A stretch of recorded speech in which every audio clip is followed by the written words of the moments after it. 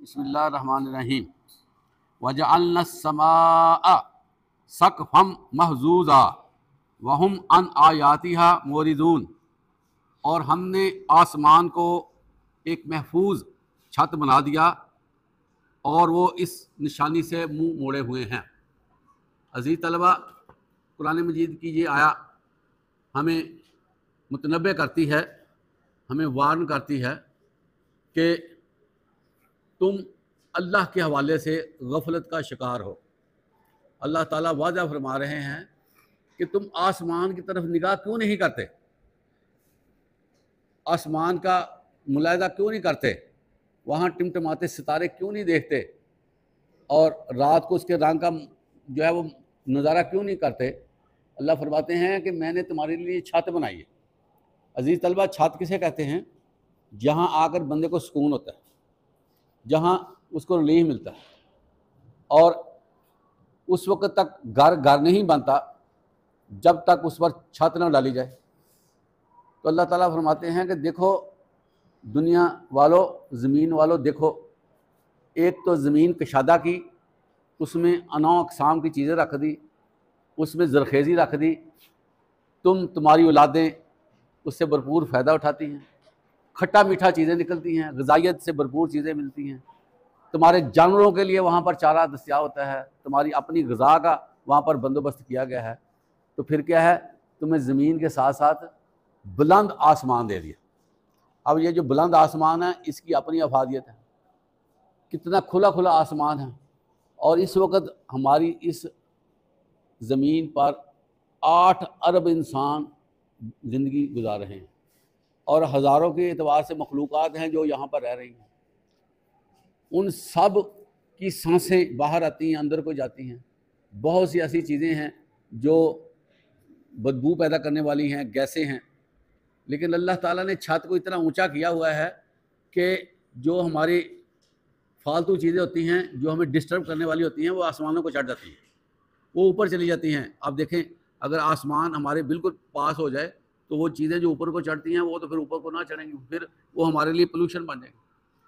تو اللہ تعالیٰ نے آسمان کو بلند کر کے دکھا دیا کہ جو کچھ تم دنیا میں کرتے ہو نا، اپنی مرضی کے کام، کیمیکلز اور ادھر ادھر کی چیزیں سارا جلاتے ہو، تو آسمان اتنا اونچا ہے کہ ہم اس کے اوپر وہ چلی جاتے ہیں۔ پھر اللہ تعالیٰ فرماتے ہیں چھت کا شیلٹر تمہیں دیا ہے تاکہ تمہیں خوف نہ رہے۔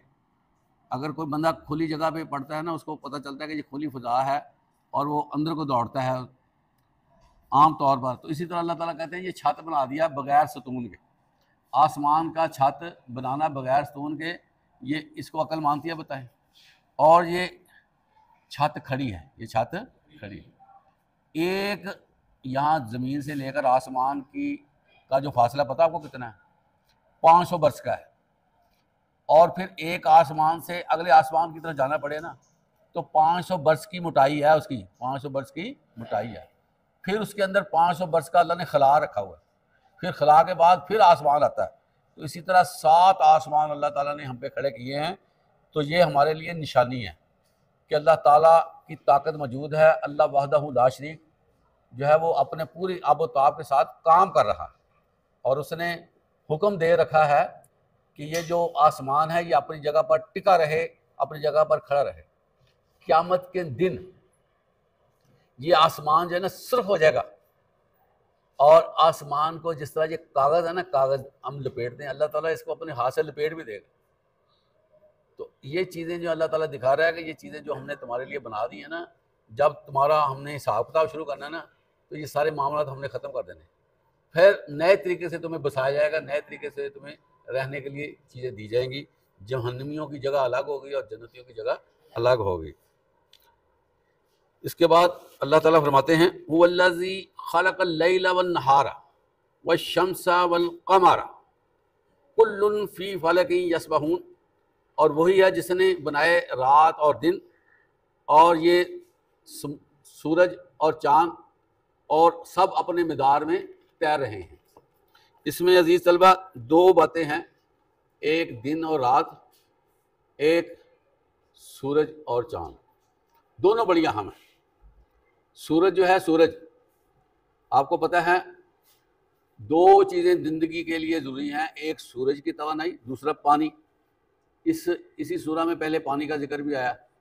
تو سورج کیا ہے؟ اس کی وجہ سے ہر چیز ڈیولپ ہوتی ہے، ہر چیز آگے بڑھتی ہے۔ ایک بیج بویا جاتا ہے، چھوٹا سا بیج، وہ اس کو پانی دیا جاتا ہے، اور پھر سورج کی جو تپش ہے اس کے اندر پھر ورکنگ کرتی ہے، اور وہ بیج جو ہے وہ پھٹتا ہے اور زمین کو پھاڑ کر اوپر آتا ہے۔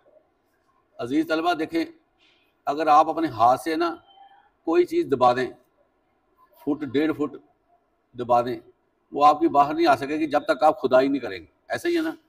لیکن وہ چھوٹا سا بیج جو اپنی حقیقت نہیں رکھتا، جس کے پاس کوئی ایسا میکانزم نہیں ہے، وہ بے جان ہے، وہ زمین پہ جاتا ہے، اور پھر اللہ کے حکم سے وہ ننھا سا بیج، اس میں سے جو پودا نمودار ہوتا ہے، وہ باری بار کم زمین کو پھاڑتا ہے، اس کو پھاڑنے کے بعد وہ اوپر لے کر آتا ہے۔ پتا آپ، پھر یہ نہیں ہے کہ اس نے تھوڑا سا نکالا، پھر وہ نکالتے نکالتے پورا پودے کی شکل میں اللہ دے دیتا ہے، پھر اس پہ لکڑی لگتی ہے۔ اب یہ جو لکڑی ہے، اس کا اس بیج کے ساتھ کیا تعلق ہے؟ کتنی کتنی موٹی لکڑ کا اس کا تنا بن جاتا ہے۔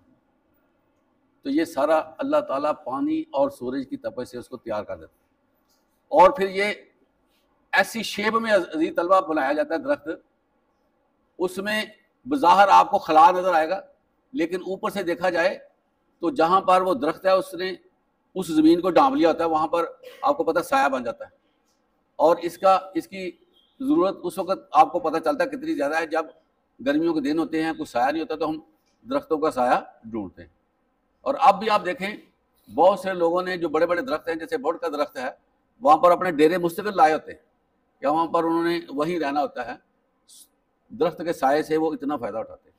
اللہ تعالیٰ فرماتے ہیں کہ ہم نے دن بنایا ہے، روشنی، ہر چیز نظر آتی ہے، اور بندہ ایک ایک دن میں سینکڑوں میل سفر بھی کر لیتا ہے روشنی کی وجہ سے۔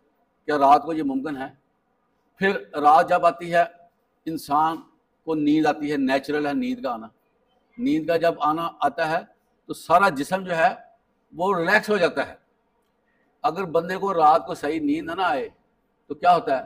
اس کا اگلا دن ختم ہو جاتا ہے، اگلے دن میں اس سے ورکنگ نہیں ہوتی۔ وہ کہتا ہے آج مجھے صحیح طور پہ نیند نہیں آئی، مجھے نیند کا مزہ نہیں آیا، میں کبھی اٹھتا رہا کبھی سوتا رہا، مجھ سے کام نہیں ہو رہا۔ تو دیکھیں کتنی بڑی نعمت ہے نیند اور اندھیرا، کہ بندہ سوتا ہے اگلے دن کے لیے تیار ہے۔ اسی طرح عزیز طلبہ، یہ جو اندھیرا ہے نا، اس کے بارے میں ریسرچ بھی ہے، جتنا زیادہ اندھیرے میں ہم سوئیں گے نا، اتنی ہماری نیند پکی ہوگی، ہماری نیند اتنی کمفرٹیبل ہوگی، اچھی ہوگی۔ اور میڈیکل والے یہ ریسرچ کی بنیاد پہ دعویٰ کرتے ہیں کہ بندے کے اندر دو ٹوٹ پھوٹ ہوتی ہے نا، جو اس کی کنسٹرکشن ہوتی ہے، جو خون نے کام کرنا، دوسری چیزوں نے بڑھنا، جیسے ہڈیوں کا بڑھنا، دماغ کا بڑھنا، یا اور چیزیں ڈیولپ ہوتی ہیں، وہ ساری رات کے وقت ہوتی ہیں۔ اسی طرح یہ جو پودے ہیں، یہ بھی رات کے وقت سارا زیادہ تعلیف کرتے ہیں، اس میں پھر بڑھوتری ہوتی ہے پودوں میں، پتہ نا آپ کو۔ تو پھر صبح کے وقت یہ نظر آتے ہیں، لیکن سارا کام رات کے وقت ہوتا ہے۔ تو رات کو یہ نہ سمجھیں کہ صرف اندھیرا ہو جاتا ہے، رات کے وقت اللہ تعالیٰ دیکھیں کتنے کام لیتا ہے۔ ہر پورا عالم سویا ہوتا ہے، پرندے، کیڑے مکوڑے بلوں میں جا کر سوئے ہوتے ہیں، اس کے نتیجے میں ان کی ورکنگ جو ہے بہتر ہو جاتی ہے، وہ اچھا ہو جاتا ہے۔ اگر بندہ نہ سوئے، نہ اس کو سکون آئے، تو آنکھیں کھلی رکھنے سے اس کی دماغ کی ورکنگ بند ہو جاتی ہے، دماغ کام کرنا بند ہو جاتا ہے۔ اس سے آپ اندازہ کریں کہ اندھیرا کتنی اہم چیز ہے، جس سے ہمارے دماغ کو نا سکون میسر آتا ہے، ہمارا دماغ دوبارہ فٹ بیٹھتا ہے۔ تو اسی طرح عزیز طلبہ، یہ جو چاند ہے، یہ زمین کا چاند کیسا اللہ تعالیٰ نے اس کا مکھڑا بنایا ہوا ہے، اس کا چہرہ بنایا ہوا ہے، اس کی شیپ بنائی ہوئی ہے کہ کتنا پیارا سا لگتا ہے، کتنی لائٹ اس کی اچھی لگتی ہے۔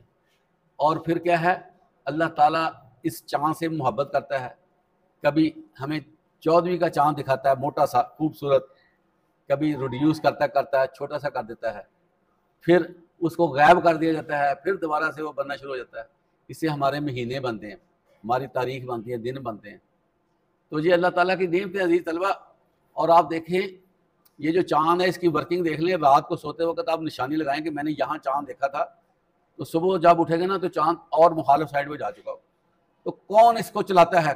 کون سی مشینری چاند میں بھری ہوئی ہے کہ وہ چابی دی ہوئی ہے چل رہا ہے؟ بغیر کسی مشینری کے ایک جسم ہے چاند. چاند کیا ہے؟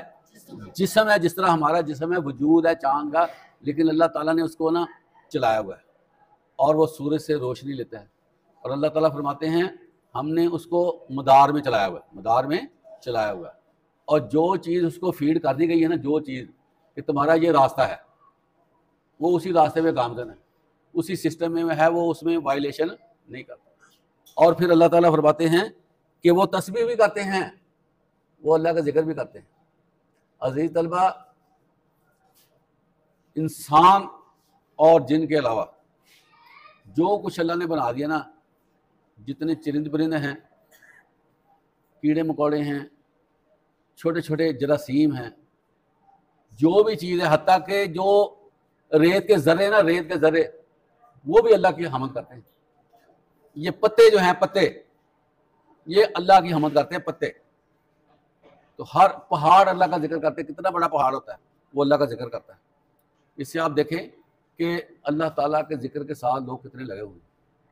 تو ہمیں اللہ تعالیٰ دعوت دیتا ہے کہ تم میرے آسمان کی طرف دیکھو, میرے دن کی طرف دیکھو, میرے اندھیرے کی طرف دیکھو, میرے چاند کی طرف دیکھ لو, سورج کی طرف دیکھ لو. یہ کون سی چیزیں ہیں؟ یہ روزانہ کی بنیاد پہ آبزرویشن ہے, روزانہ کی بنیاد پہ یہ ہم اس کا مشاہدہ کر سکتے ہیں. تو ہم جو ہے وہ خود بے خبر ہے, ہم خود ہی اپنے آپ کو اندھیرے میں ڈال رہے ہیں.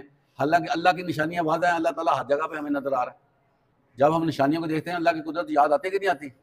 تو عزیز طلبہ, ہر آیت میں اللہ تعالیٰ کا اسٹرانگ پیغام ہے. پیغام کیا ہے کہ مجھے پہچان لو, مجھے پہچان لو, میرے ساتھ تعلق بنا لو, یہ تمہارے اتنا میں نے نظام بنا کر دیا. تو اللہ تعالیٰ ہمیں اس چیز کی فکر عطا فرمائے کہ ہم قدرت پہ غور کریں اور قدرت کو ہم دیکھیں. وآخر دعوانا الحمدللہ رب العالمین.